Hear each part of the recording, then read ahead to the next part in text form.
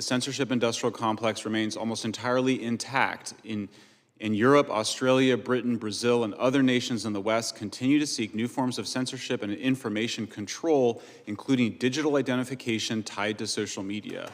And after I published the Twitter files of Brazil last spring, the Attorney General of Brazil opened a formal criminal investigation of me, which is still ongoing. And the European Commission appears intent upon using its powers granted to it through the Digital Services Act to demand that X, Facebook, and other platforms censor speech.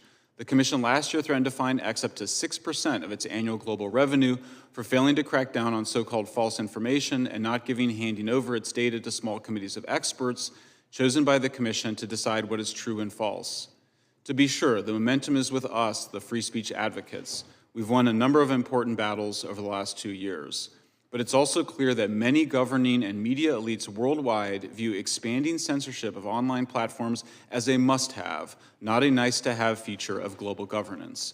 The head of NATO, NATO-backed think tanks, the European Commission, former President Barack Obama, former Secretary of State Hillary Clinton, Bill Gates, the United Nations, the World Health Organization, the World Economic Forum, influential think tanks at Harvard and Stanford, elements of the DoD, the CIA, the FBI, the National Science Foundation, the Department of Homeland Security, and many others have all called for government censorship of so-called misinformation in recent years. And it's not just censorship that's the problem.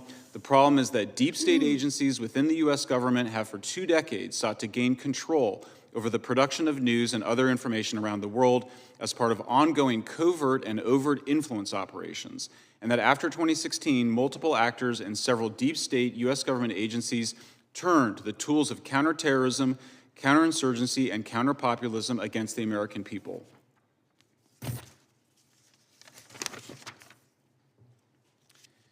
I strongly urge Congress to defund the censorship industrial complex and seek a proper accounting of the various efforts to fund it, including secretly through pass-through organizations and shell organizations like the ones employed by USAID to fund groups like OCCCRP and hide US government funding and control. I further urge Congress to seek other ways to reduce the exposure of American social media users and companies to the threat of censorship from Europe, Britain, Brazil, and other nations. We should respect national sovereignty, but Vice President Vance makes a good point when he asks why Americans should be spending our wealth and putting our lives on the line for Western European NATO members who are actively demanding censorship by American companies of our speech. Thank you very much.